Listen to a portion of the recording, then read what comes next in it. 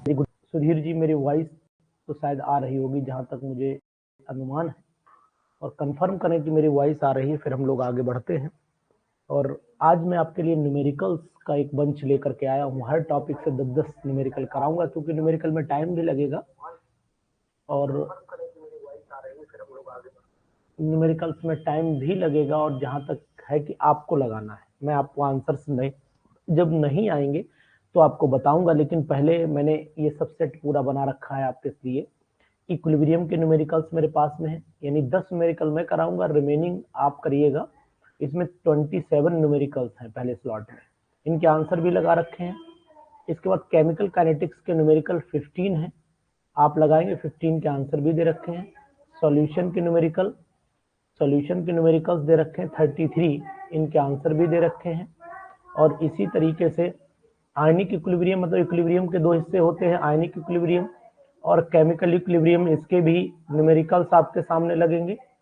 और इसी तरीके से ये थर्मोडायनेमिक्स के लिखा नहीं है, लेकिन ये लग रहा है कि हाँ थर्मोडायनेमिक्स के हैं, इसके भी आंसर दे रखे हैं। सॉल्यूशन के, सॉरी, ये न्यूमेरिकल्स हमारे पास थर्मोडायनेमिक्स के हैं, और ये पीछे सॉल्यूशन के न्यूमेरिकल भी कहीं पर थे ये सॉल्यूशन के न्यूमेरिकल। तो सभी न्यूमेरिकल आपके सामने हैं और हम लोग डिस्कशन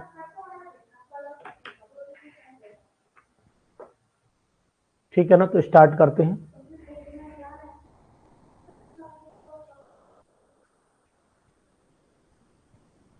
चलिए न्यूमेरिकल नंबर 1 पे मेरी वॉइस क्लियर तो होगी, ठीक है, डिस्टरबेंस तो नहीं होगा शायद।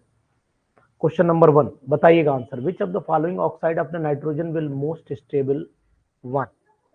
Which of the following oxides of nitrogen will be most stable 1। इनमें से सबसे ज्यादा स्टेबल कौन सा ऑक्साइड है और क्यों है, ये बताएंगे आप क्यों है।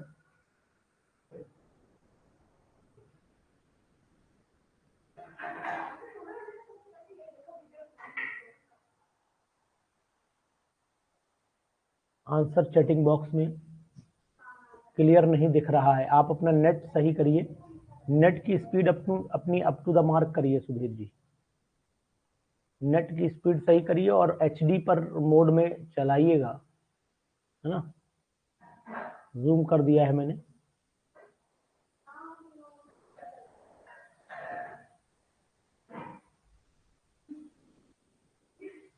चलिए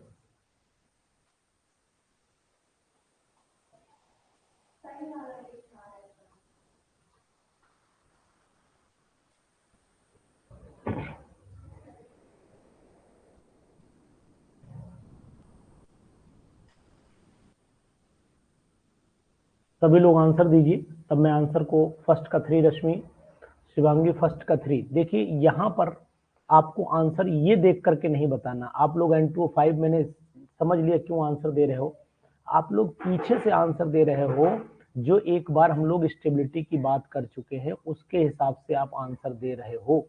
आंसर आज उससे नहीं देना है, आंसर आज इनकी वैल्यू को देख कर देना है, इनकी वैल्यूज को देख करके आंसर देना है। आज आप लोगों ने गलत डिसीजन ले लिया, आप लोगों ने गलत डिसीजन ले लिया, आज आपको वैल्यू देख करके आंसर देना है। तो वैल्यू केसी की जहां पर लीस्ट होगी वही ज्यादा स्टेबल होगा।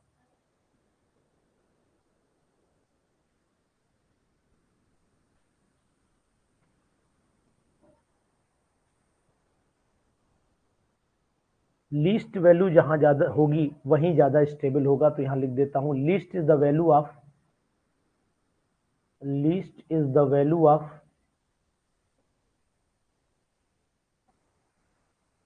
Least is the value of, stable is the oxide, stable is the ox. ये जनरल नहीं है, रिएक्शन के फॉर्म में स्टेबिलिटी है शिवांगी और सुधीर जी। आपने जो आंसर दिए हैं इनको वैल्यूज को देख करके दीजिए, आप एक्यूरेट रहेंगे।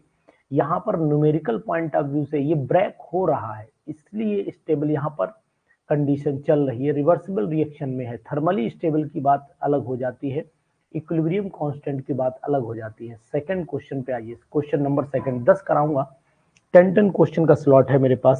सेकंड वाला क्वेश्चन का जवाब दीजिए। The equilibrium constant of the reaction H2 plus I2 arrow 2HI reversible 2HI is 64, यानी Kc की वैल्यू 64 दे रखी है। If the volume of the container is reduced to 1/2 its original volume, the value of the equilibrium constant will be. बहुत ही important question, second का जवाब आप दीजिए, सेकंड का जवाब दीजिए।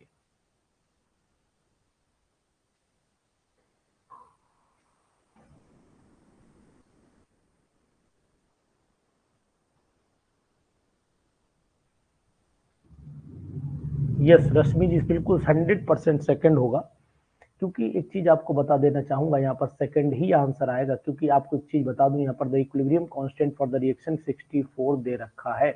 If the volume of the container reduce to 1/2, अगर हम यानी कि कंटेनर का वॉल्यूम 1/2 कर देते उधर से, तो इसका मतलब हुआ कंसंट्रेशन जो है वो डबल हो जाती है ना, कंसंट्रेशन डबल हो जाती है और केसी का वैल्यू सेम रहती, केसी पर कोई इफेक्ट नहीं पड़ता, इक्विलिब्रियम कांस्टेंट पर कोई इफेक्ट नहीं पड़ता है ना। ये बात मर्दन सिंह जी आपको, अगर आपको पता है, no effect on the equilibrium constant, ये इसका एग्जैक्ट आंसर, इसीलिए 64 आंसर आ रहा है। शायद समझ में आया होगा शिवानी, शायद समझ में आया होगा आपको मेरा answer. Is it clear? Shivangi ji, Mardan Singh जी, समझ में आया आपको आंसर?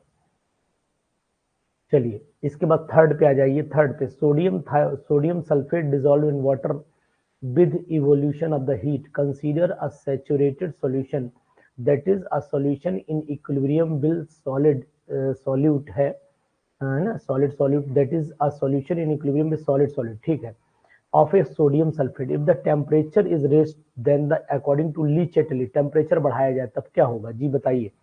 थर्ड को पढ़िए, आराम से पढ़िए।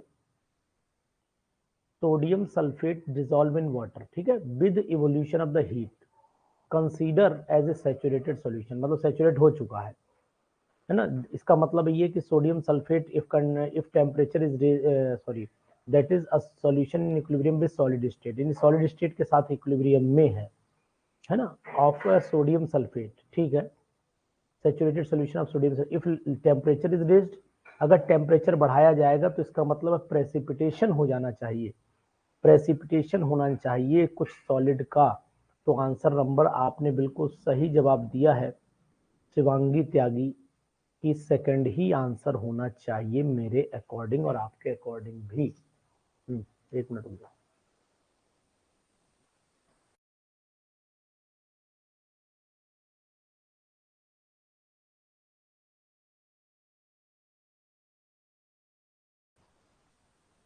क्वेश्चन का जवाब दीजिए, फोर्थ का जवाब दीजिए जी। फोर्थ बहुत ही अच्छा क्वेश्चन, मतलब ये न्यूमेरिकल से जुड़े हुए क्वेश्चंस हैं, इसमें न्यूमेरिकल भी हैं तो इसलिए 10-10 कराऊंगा, न्यूमेरिकल भी आपको समझ में आएंगे।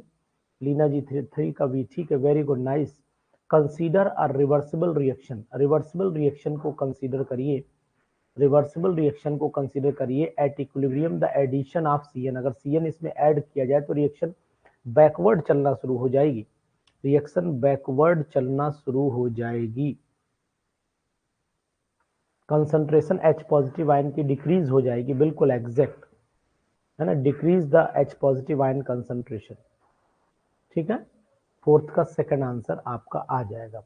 सही है मर्दन सिंह जी, क्वेश्चन सही है। शिवानी त्यागी, लीना जी क्वेश्चन कैसे हैं, आपको कैसे लग रहे हैं? ऐसा तो नहीं लग रहा कि अनुसार ने ऐसे ही हलवा क्वेश्चन उठा के रख दिए हुए, ये तो मैं भी कर सकता था ऐसा करके।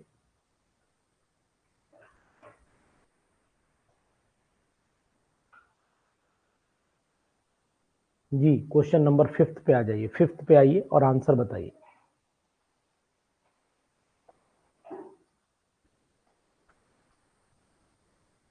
फिफ्थ पे आकर के आंसर बताइए। If alpha is the fraction of N2O4, अगर अल्फा एक फ्रैक्शन है N2O4 का dissociated in the reaction, reaction दे रखी, then at equilibrium the total number of the moles of N2O4 and NO2 present is, बहुत अच्छा question है, जवाब आप दे सकते हैं, अगर आप चाहिए तो मैं सॉल्व कर दूंगा, लेकिन पहले आप सॉल्व, एक बार आप सॉल्व करिए। थोड़ा जूम कर देता हूँ, हो सकता है देखने में दिक्कत हो रही हो, जूम कर देता हूँ, देखने में दिक्कत आपको कतई ना हो जी। अब बताइए।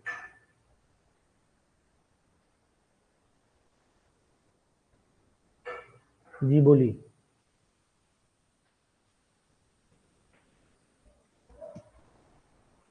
बीच में 9:30 के आसपास मैं आपसे एक ब्रेक लूंगा, थोड़ा सा कुछ खाऊंगा पीऊंगा, उसके बाद फिर पढ़ाऊंगा।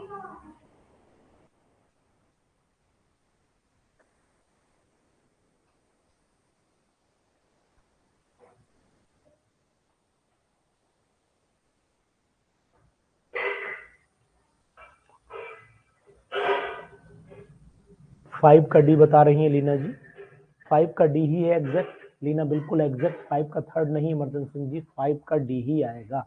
अब मैं आपको सॉल्व करके दिखाता हूँ।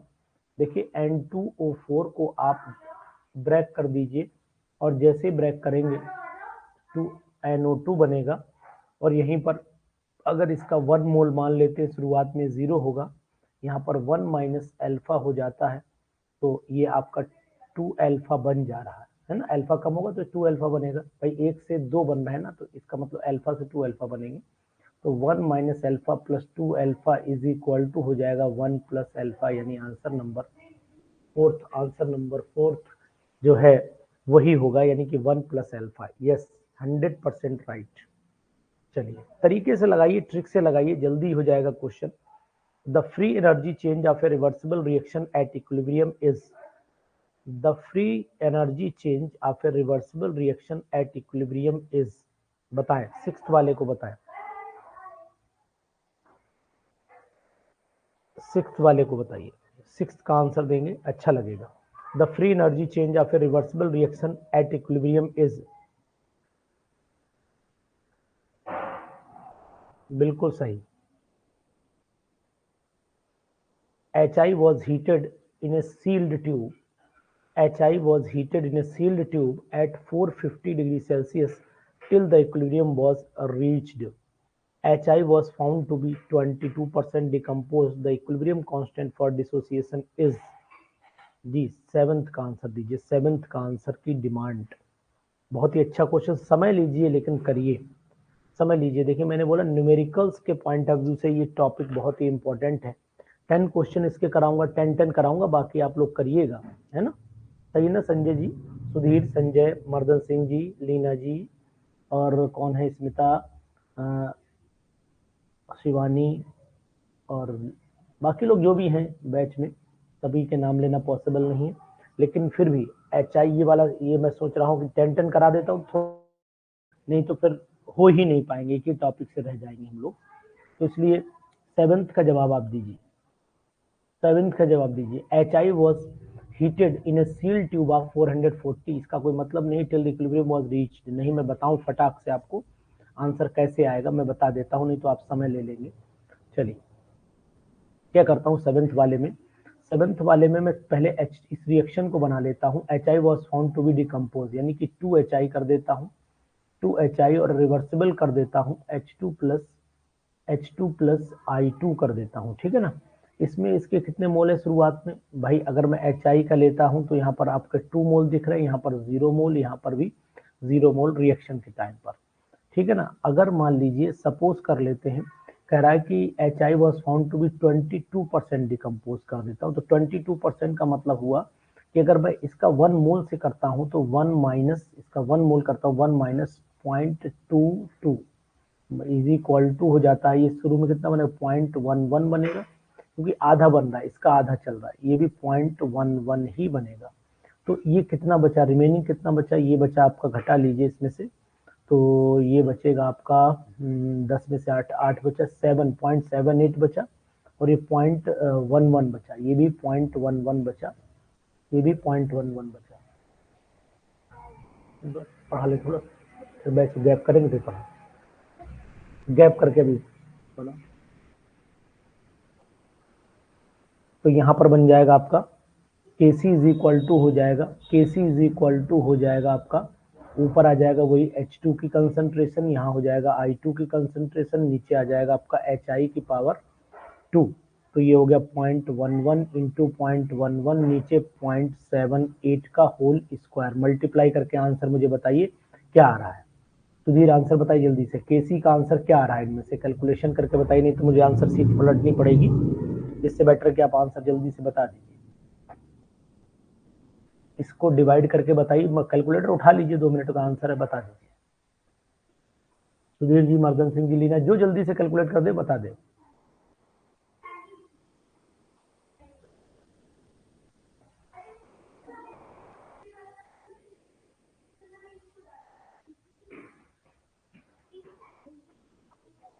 बोले सर, मेरी वॉइस नहीं आ रही क्या? सुधीर मेरी वॉइस नहीं आ रही है?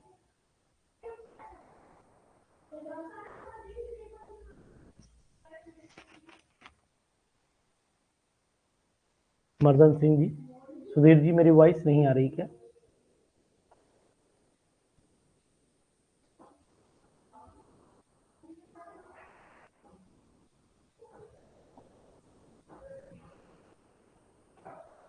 आंसर सर कैलकुलेट करके बताइए, नहीं तो मुझे इतनी देर में तो मैं कैलकुलेटर उठा के कैलकुलेट कर देता। 0.11 इंटू 0.11 डिवाइडेड बाई 0.78, सेवंथ का सी आ रहा है जी। चलिए ठीक, चलिए क्वेश्चन नंबर 8 पे आइए, क्वेश्चन नंबर 8।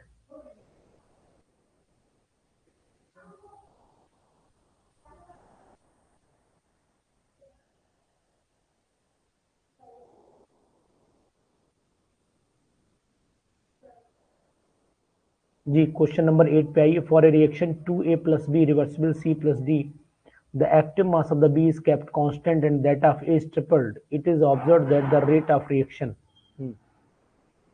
बताएं।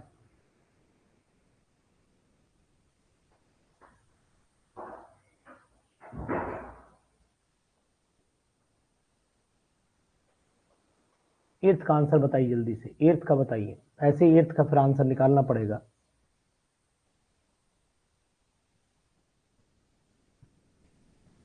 इतना समय आंसर क्वेश्चन में ना लीजिए। देखिए क्या करिए, इसमें PCl5 को ब्रेक कर लीजिए। क्या है रिएक्शन, हाँ PCl5 का नीचे वाला देखने लगा मैं, एर्थ वाले पे आइएगा। एर्थ वाले में रिएक्शन पहले लिख लीजिए, यहाँ पर एर्थ वाले का ए आ रहा है, देख लेते हैं ए आता है आंसर में, सीट मिलानी पड़ेगी। A + B रिवर्सिबल C+D, ये प्रोडक्ट बन रहा है। तो रेट क्या दिया है, रेट कहीं कुछ दिया है, the active mass of the B is kept constant, ठीक है, एक्टिव मास कांस्टेंट कर दीजिए, that of A is tripled, तो ए का ट्रिपल कर दीजिए, यानी कि शुरुआत पे एक रिएक्शन बनाइए, R1 = K, ए का जो है active mass kept constant, A is tripled, it is observe the rate of reaction निकालना है, ठीक है। तो वैसे तो अगर मेरे हिसाब से देखें 2 है, ये 2 है और यहाँ पर B है, लेकिन वो कह रहा है ट्रिपल कर दो, तो R2 = K, ए की वैल्यू आप ट्रिपल कर दीजिए, तो 3A हो जाएगी, 3A का स्क्वायर हो जाएगा और यहाँ B हो जाएगा, यानी कि मतलब है कि R2 जो है हमारा आएगा, ये 3 3 9 और 9 और A स्क्वायर कर दीजिए, 9A² इंटू B हो जाएगा, है ना। दोनों को अब आप क्या कर सकते हैं, यानी कि R2 की वैल्यू हो जाती है, यानी ये वैल्यू के बराबर, R1 के बराबर, तो R2 भाई ये वैल्यू जो है वो ये वैल्यू के बराबर है, तो सिंपल सी हो गई कि R2 = 9R1 हो गई। तो 9R1 का मतलब है कि आपका आंसर आना चाहिए मेरे हिसाब से, decreases 9 times, it is observe that the rate of reaction, तो फिर मेरे हिसाब से आंसर सेकंड बना, 9 टाइम इंक्रीज, यानी बी बना, ठीक है लीना जी, बी एग्जैक्ट। उसके बाद आ जाइए क्वेश्चन नंबर 9 पर, 9 10 दो क्वेश्चन और करिए, फिर अगला से कराता हूं मैं। Consider the equilibrium at 500 degree Celsius, 500 degree Celsius, जी 9th क्वेश्चन बताइए, 9th वाले का अच्छा क्वेश्चन है, आंसर आप बता देंगे क्योंकि बहुत ज्यादा टिपिकल नहीं, बस क्वेश्चन कॉम्प्लिकेशन घुमाने बनाने में है, बाकी कुछ नहीं। PCl5 वाला है, फट से लीजिए और इसको तोड़ दीजिए, शुरू में 1 मोल फिर 0 मोल कर लीजिए, यहाँ 1 मोल है, ये 0 कर लीजिए, और बाद में 2 लीटर के फ्लास्क में लिया गया है कितने मोल, 4 मोल है, 4 ले लो शुरुआत में। 4 मोल से क्या बना, 4 मोल से आपने बना दिया है, कितना घटा है फ्लास्क, 2 लीटर के फ्लास्क में किलो इतने 0.48, तो 4 में से 0.8 घटा दीजिए और ये 0.8 बना दीजिए, दोनों चीजें है ना, 0.8 बना दीजिए फट से। तो सभी की कंसंट्रेशन फिर निकालिए, सभी की कंसंट्रेशन निकालनी पड़ेगी आपको ना। तो ये कितना बचा 0.8 में से, यानी 3.2 बचा, ये 3.2 बचा, 2 लीटर का फ्लास्क का डिवाइडेड बाई 2, ये 0.8 डिवाइडेड बाई 2, वही वॉल्यूम कंसंट्रेशन, मतलब number of moles divided by volume हो जाएगा पूरा, 0.8 डिवाइडेड बाई 2, इसको रखिए Kc = और फार्मूले से निकाल दीजिए, Kc = क्या होगा, ये वैल्यू ऊपर आएगी, तो 0.8 divided by 2 into 0.8 divided by 2, और नीचे आ जाएगा आपका 3.2 डिवाइडेड बाई 2, तो ये आपका 2 से 2 कैंसिल कर दीजिए, तो ये बचा आपका 2 चौक 8 0.4, 32, तो ये आपका बच गया 0.32 डिवाइड बाई 0.32, तो मामला सबका फिनिश हो जाएगा हमें लग रहा है। जब ये सब फिनिश हो गया तो फिर आंसर बचा 1, और ये आपकी ये पावर एक बच जाएगी, पावर एक बच जाएगी, 4 8 32, 2 के बाद डेसिमल, नीचे 3.2 है, तो ये आंसर आना चाहिए सेकंड आना चाहिए, चेक करिए 0.32, नीचे 3.2 है, ऊपर 0.32 नीचे है पॉइंट, ये है आपका 3.2, तो वही 1 × 10⁻⁻1 आ रहा है, चेक कर लीजिए, बिल्कुल आप सब लोग चेक कर लें, मैंने कोई ऐसा नहीं कि हवा में तीर मारा हो। इसके बाद क्वेश्चन नंबर 10 पे आ जाइए, पूरा कर लीजिए क्वेश्चन नंबर 10।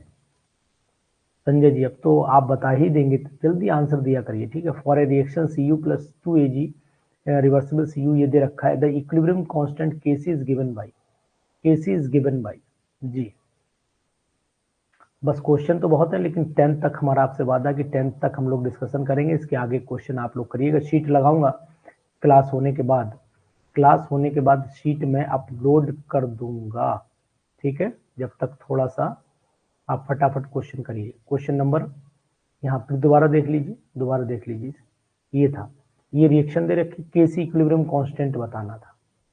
तो आपको पता है सॉलिड को हटा दीजिए,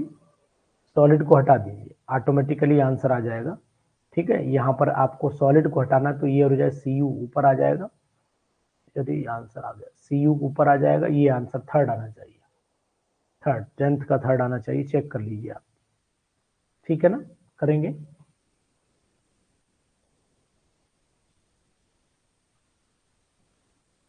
संजय जी बोलिए, जल्दी से बोलिए, आपके इंतजार कर रहा हूं आंसर का। 10th का सी ना, चलिए ये क्वेश्चन मैंने आपको कराए 10 किसके, ये 10 क्वेश्चन थे आपके चैप्टर नंबर 1 के। अब इनके आंसर दे रखे हैं, आप आंसर से चेक कर सकते हो, मिला सकते हो। तो रिमेनिंग क्वेश्चन आप लगाइएगा, 11 से लेकर आगे कंटिन्यू करेंगे ना, वादा करिए मुझसे कंटिन्यू करेंगे आप। क्योंकि क्या होता है कि आपको करना है क्वेश्चन, अब भैया कंपटीशन आपको निकालना है, मुझे निकालना होता तो यार मैं भी क्वेश्चन, ठीक है। तो करिएगा इन्हें, बाकी भेजिएगा। नेक्स्ट टॉपिक पे पहुंच लेते हैं हम लोग।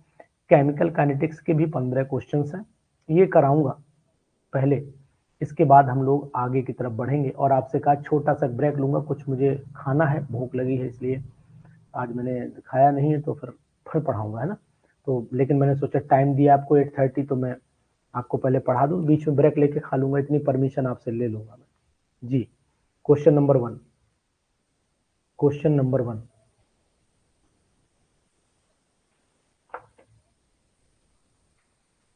केमिकल काइनेटिक्स के क्वेश्चन नंबर 1 पे जाइए और बताइए कि इसका आंसर क्या होगा।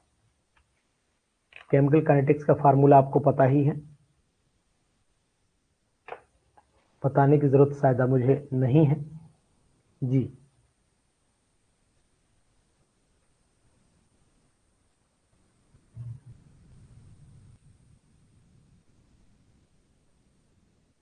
फर्स्ट का फोर्थ है, बिल्कुल एग्जैक्ट आपने बताया है संजय जी, बिल्कुल एग्जैक्ट आपने बताया। ये क्वेश्चन कर लेते हैं, बिल्कुल एग्जैक्ट आपने फोर्थ बताया है। कुछ नहीं करना है इसमें, कुछ नहीं करना है, सिंपल वे में आपको फोर्थ का आंसर आ जाएगा। सुधीर वेरी गुड, नाइस, ठीक है। नेक्स्ट क्वेश्चन सेकंड पे आइए। Second, would savings burn faster than a log of wood of the same mass because, second का जवाब दीजिए।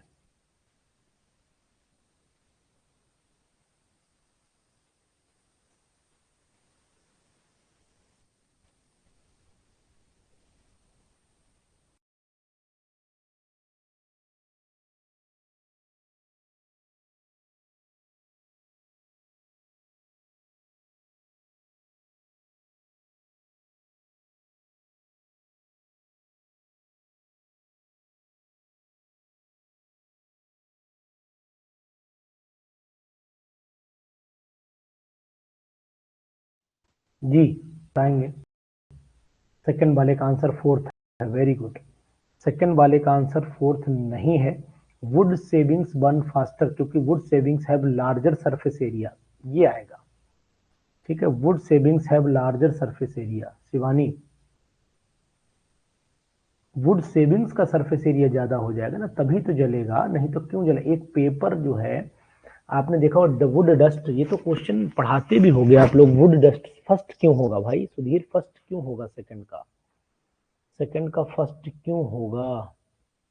Rate of heterogeneous reaction is directly proportional to the surface area of solid reactant. तो surface area तो wood shavings का ज्यादा होगा, ना कि सॉलिड लॉग का ज्यादा होगा, है ना सुधीर।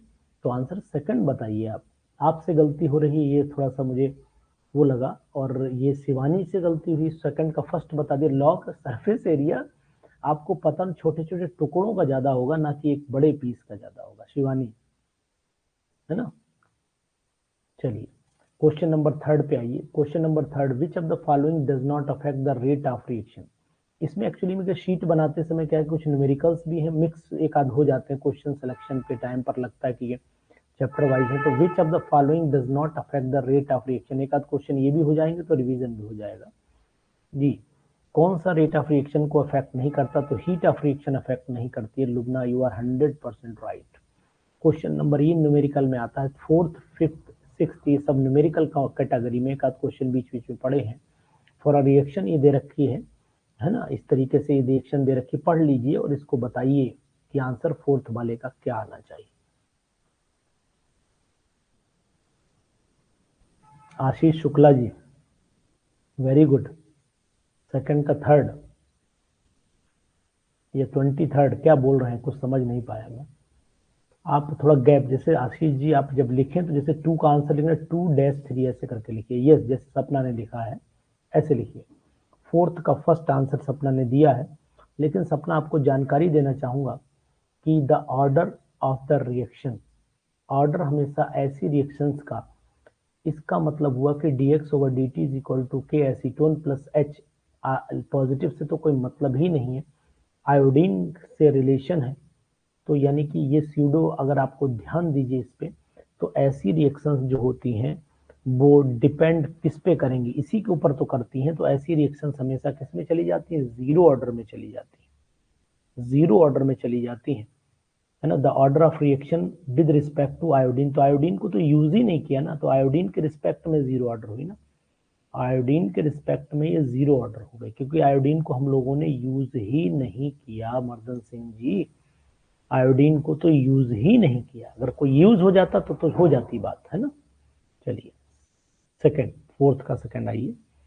देखिए इसमें रेट लॉ के एक्सप्रेशन में कहीं भी आयोडीन यूज नहीं हुई, ऐसे भी बोल सकते हैं, ऐसे भी बोल सकते हैं। आयोडीन के रिस्पेक्ट में पूछ रहा है, क्वेश्चन को पढ़िए Sapna. The order of reaction with respect to iodine is, है ना, क्वेश्चन को पढ़िए समझिए तब जवाब दीजिए। The rate of reaction, the rate of reaction 2a plus B, arrow लगाइए, c plus D is given by the expression da upon dt is equal to k a की power 2b। If b is taken in a large excess the order of reaction is, बताइए fifth वाला जवाब दीजिए, fifth का जवाब दीजिए। If B is taken in large, तो A के रिस्पेक्ट में तो ये सेकेंडरी ऑर्डर रह गई, तो यानी कि second. Very good, nice Shivani.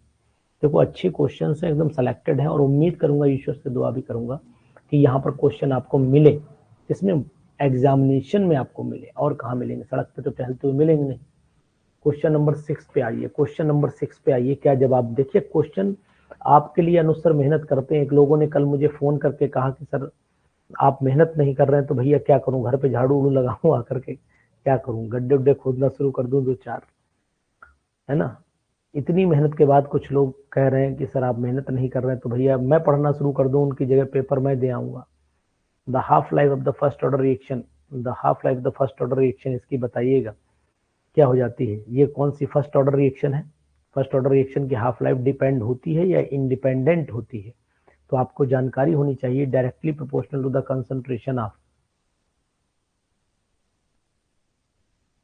बताएं। The half life of the first order reaction, इसकी हाफ लाइफ क्या होगी? आपको याद होना चाहिए कि T half is equal to होता है 0.69, 0.69 इंडिपेंडेंट होती है। इंडिपेंडेंट, देखो अभी बात करना कोई चाह रहा है, देखता हूं कौन बात करना चाहता है। जी लीना जी, लीना जी बताइए, कुछ कहना चाह रही हैं। सर 5 का आंसर 2 होगा। 5 का आंसर, 5 का आंसर 2 क्यों होगा ये बता दे रहा हूं आपको। देखिए if B is taken in the excess, यानी बी को एक्सेस में लिया तो बी को नेग्लेक्ट कर देंगे ना। जब बी को नेग्लेक्ट कर देंगे तो कितना ही ऑर्डर, ऑर्डर क्या होता है, it is the sum of the powers raised to the concentration term in the rate law, तो ये तो खत्म हो गया, तो इसी को जोड़ेंगे ना सेकंड, ये सेकंड ऑर्डर आएगा ना। Okay sir. सिक्स्थ वाले का आंसर देखिए, सिक्स्थ वाले का आंसर देखिए, 6 अपॉइंट हमें रह गया अभी आधा लिख के, 0.693 upon T half independent on the initial concentration. तो आंसर नंबर 6 का थर्ड सब लोग लगा रहे हैं, किसी ने लगाया 6 का थर्ड, संजय जी ने भी लगाया 6 का थर्ड। तो बताइए 6 का आंसर, थर्ड ही कर दूं? चलो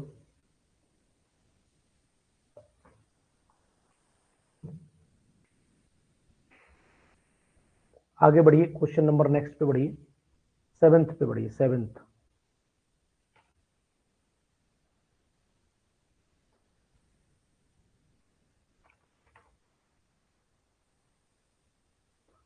सिक्स का थर्ड ठीक है, मान लिया आपकी बात।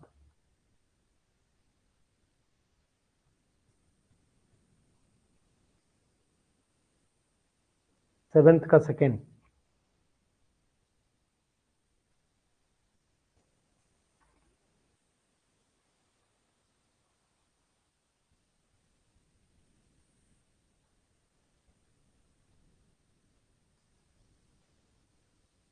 सेवेंथ का सेकंड बता रहे हैं, the reaction A plus two B, the reaction A plus two B plus C Z occurs by the following mechanism. ठीक है, स्लो पे डिपेंड करता है, the rate of the reaction slow पे डिपेंड करेगा। तो सेकंड का मतलब हुआ स्लो स्टेप ये वाली है, स्लो स्टेप ये वाली है, और इसका मतलब ये हुआ स्लो स्टेप यहाँ पर आई ए की पावर, तो इससे दिमाग लगा लीजिए, X plus C plus Y ये स्लो स्टेप है, तो यानी कि जिसमें सी आना चाहिए, एक्स ये हो गया, यहाँ से यहाँ आ गया, तो आंसर फिर आपका ये, आप सेकंड बता रहे हैं शायद, slow step is the rate determining step, तो इसका मतलब आंसर तो आपका ठीक है, सेकंड होना चाहिए। मुझे लगता है कहीं फर्स्ट तो नहीं है, फर्स्ट लग रहा है मुझे, सी पे डिपेंड करेगा, केवल सी ही इन्वॉल्व हो रहा है ना, सी इन्वॉल्व हो रहा है, बिल्कुल मुझे सपना का आंसर बात है, समझ में आ गया कि यहाँ पर मैं भी थोड़ा सा कंफ्यूज हुआ कि सेकंड, ये आंसर नंबर फर्स्ट होना चाहिए जी, फर्स्ट होना चाहिए, क्योंकि यहाँ पर समस्या ये कि सी, ये सी पे ही डिपेंड कर रहा है रेट, इसीलिए फर्स्ट पे जाना चाहिए जी। चलिए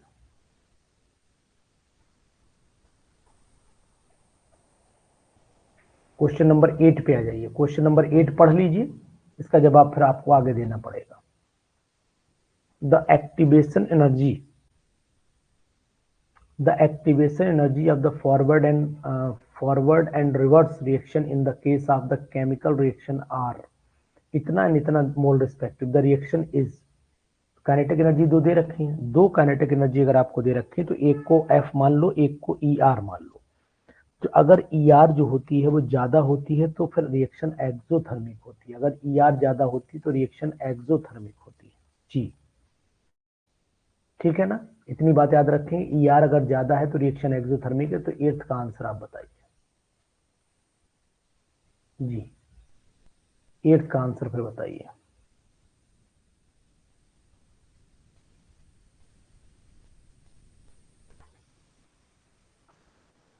ठीक है,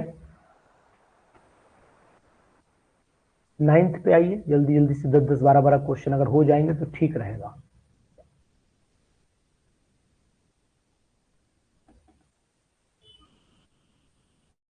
एट्थ का फर्स्ट हो गया, नाइन्थ पे आ जाइए।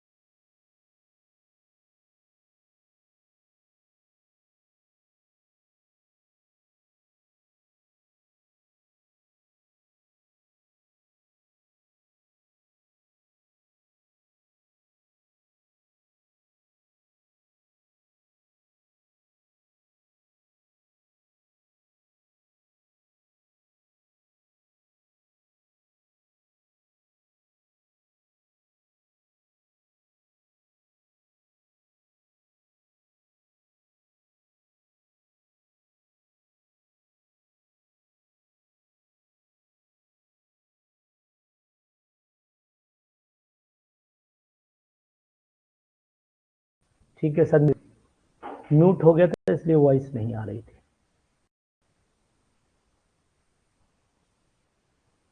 बाई मिस्टेक म्यूट हो गया था इसलिए वॉइस नहीं आ रही थी जी। तो आपको क्या करना है, वैल्यूज पुट कर देनी है। वैल्यूज पुट करने के बाद ये फार्मूला होता है, इस फार्मूले में वैल्यू पुट कर दीजिएगा। इसकी वैल्यू कितनी पुट करेंगे, 8 घंटा 20 मिनट है ना, इसको कन्वर्ट कर लीजिएगा पहले सेकंड में। कन्वर्ट करने को मैंने आंसर शीट से आपको आंसर चेक करके बताया, 4th ही है जो मर्दन सिंह जी ने निकाला है। ठीक है, वही आंसर है।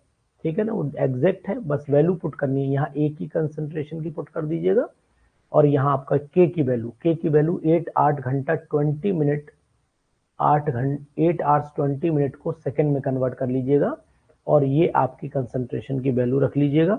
0.1 का स्क्वायर कर दीजिएगा, एक की जगह 0.1 का स्क्वायर कैलकुलेशन कर लीजिए, आ जाएगा 100%। 10th क्वेश्चन लगा दीजिए। फिर हम लोग थोड़ा सा, मैंने आपको बोला है कि ब्रेक लूंगा दो, ये 10th की बाकी भी लगा लीजिए 2-4 क्वेश्चन, अगले चैप्टर से स्टार्टिंग करूंगा अभी। 10th क्वेश्चन की बात करिए, 10th क्वेश्चन की बात करिए जी, कर पाएंगे। When a plot of the log K versus 1/T of a chemical reaction is made, the energy of activation is given by the slope of the straight line. अगर आपको slope of the straight line की जानकारी है तो मैं आपको जानकारी दे देता हूँ, स्लोप इज इक्वल टू हो जाएगा भाई, ऐसे ही तो मिलता है, ये स्लोप होता है, स्लोप इज इक्वल टू मिलेगा आपको, स्लोप इज इक्वल टू हो जाएगा माइनस का ये अपॉन 2.303 आर, ये वैल्यू हो जाती है ना। तो ये इज इक्वल टू क्या है, ये स्लोप से मल्टीप्लाई हो जाएगा, तो स्लोप से मल्टीप्लाइड बाई 0.303 मल्टीप्लाइड बाई 0.303 और माइनस का होगा, तो मेरे हिसाब से आंसर नंबर 10 का थर्ड आना चाहिए। ठीक है Mardan Singh ji, very good, nice. 11th question पे आ जाइए, 11th क्वेश्चन पे आ जाइए, 11th क्वेश्चन पे आ जाइए। For the first order reaction the plot of the T against log C gives a straight line with the slope equal to ये, इक्वल टू ये जी, बताइए जल्दी से। 11th वाला क्वेश्चन भी वही कंडीशन में चलेगा, बिल्कुल सेम डिट्टो छपा हुआ है, लेकिन इसने बस यही काम किया कि लॉग के टर्म में लिया है, तो मेरे हिसाब से स्लोप लॉग के टर्म जब चलता है तो स्लोप इज इक्वल टू होता है माइनस का 2.303 अपॉन के हो जाता है। तो ये यानी कि आंसर नंबर फिर हिसाब से तो फर्स्ट आना चाहिए, फर्स्ट बिल्कुल इसमें था तो पढ़ने लगी लग रहा है। बेटा कुछ खाया आज, नहीं खाया तुमने, कुछ खाया है नहीं खाया? आज जवाब सही दे रही हो, बहुत सारे जवाब तुम्हारे सही आए हैं आज, हिंदी से इंग्लिश में कन्वर्जन हो गया मुझे ऐसा। मर्दन सिंह जी फर्स्ट आएगा आज, है ना, इसमें तो लग रहा है कुछ खाने लगी हो, इंग्लिश आने लगी है। For a general reaction, general reaction chemical change ये दिया हुआ है, the rate with respect to the A is small R and that of the R1 and that with respect to the B is R2, the rate R1 and R2 are related. बहुत अच्छा question है, 12वां question बहुत ही अच्छा है, 12वां question बहुत ही अच्छा है, बहुत ही अच्छा क्वेश्चन है जी। बताइए, सिंपल सा फार्मूला लगा दीजिए इसके लिए, 1/2 dA/dt is equal two plus का 1/3 dB/dt, है ना, ये कंडीशन हो जाएगी। और गिवन क्या है वो लगा, गिवन वैल्यू पुट कर दीजिए। दिया चेंज, ये दिया है R1 for a chemical is the rate with respect to a की वैल्यू R1 दे रखी है और बी की वैल्यू यानी ये वैल्यू R1 है, तो 1/2 R1 is equal to 1/3 R2। ठीक, तो अब रिलेट कर लीजिए, तो 2/3 हो जाएगा, क्या आएगा जी बताइए जल्दी से। R1 इज इक्वल टू आ जाएगा 3R1 हो जाएगा और ये हो जाएगा 2R2। एक मिनट बेटा, तो ये हो गया आपका 3R1, ये फर्स्ट 12 का भी फर्स्ट ही आएगा, 12 का भी फर्स्ट ही आएगा। ठीक है, चलिए 13-14 जल्दी से लगा दीजिए, 13 आंसर लगाइए फटाक से, 13-14 लगाइए। ये क्वेश्चन 14 एनसीईआरटी का ही है। A reaction is represented by A, B slow, पढ़िए जल्दी से बताइए, 13 वाला बताइए, 13 का आंसर बताइए।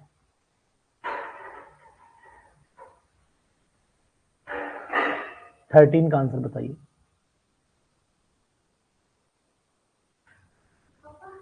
हम्म,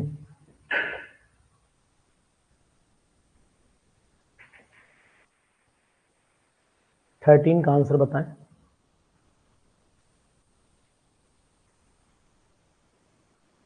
reaction is a slow step, यही है ना, स्लो स्टेप आपको यही दिख रही है, तो इसका मतलब रेट डिटरमाइनिंग स्टेप भी यही हुई है ना। और ए बी प्लस सी ये हो, where K1 K2 are the rate constant of the mechanism, the rate, answer 13 का 2 लगा रहे हैं आप, 13 का 2 ही है, बिल्कुल आप सही कह रहे हैं, के का रेट इसी पे डिपेंड करेगा, तो K2 इज इक्वल टू आएगा ए। स्मिता बिल्कुल सही, अरे आज तो स्मिता ने बिल्कुल कमाल कर दिया, जवाब सही दे रही है आज, है ना। बाकी लीना और ये सभी लोग मेहनत कर रहे हैं, लगने लगा कि इम्प्रूवमेंट है, दिखाई मुझे दी आज इम्प्रूवमेंट है, पता नहीं क्यों ऐसा हुआ, क्या कहीं आंसर वांसर मिल गया क्या।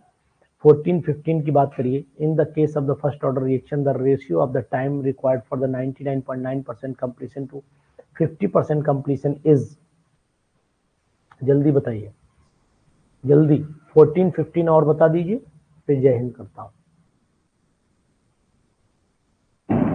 14 का आंसर भी थर्ड है, बिल्कुल एग्जैक्ट, इतनी जल्दी कैसे निकाल रही हो रश्मि, 14 का थर्ड, ये क्वेश्चन एनसीईआरटी का ही है, एनसीईआरटी का ही क्वेश्चन है ये।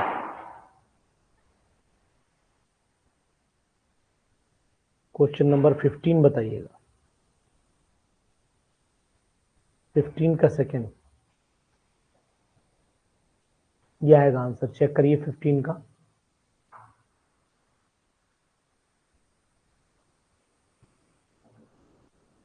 फिफ्टीन का सेकंड यही आएगा मेरे पास, तो मैंने डायरेक्ट नोट है इसलिए देख के बोल रहा हूँ, ईमानदारी से बताता हूँ, देख के बोल दिया मैंने, यही आएगा, चेक कर लीजिएगा। और मेरा भी मन है कि मैं थोड़ा सा भोजन कर लूँ, आप लोग भी कर लीजिए, ठीक है, फिर दोबारा भी कंटिन्यू करूँगा क्लास, अभी क्लास कंटिन्यू करूँगा, थोड़ा सा आज मैं लेट था इसलिए आपको डिस्टर्ब कर रहा हूँ, अदरवाइज मैं डिस्टर्ब नहीं करता हूँ जल्दी, ठीक है ना। रोकूं थोड़ी देर के लिए, 15 मिनट के लिए रोकूं, क्लास स्टॉप करूं 15 मिनट के लिए, ठीक है सुधीर जी, ठीक, लेकिन आपको आना है वापस, आपको आना ऐसे नहीं खाकर रजाई मत घुस जाना, खाकर के रजाई में वापस न चले जाना, ठीक है। आप लोग चाय वाय पीजिए, खाना वाना खाइए, मैं भी थोड़ा सा खाता हूँ, कम बैक होता हूँ, आपको इन्फॉर्मेशन देता हूँ, ओके।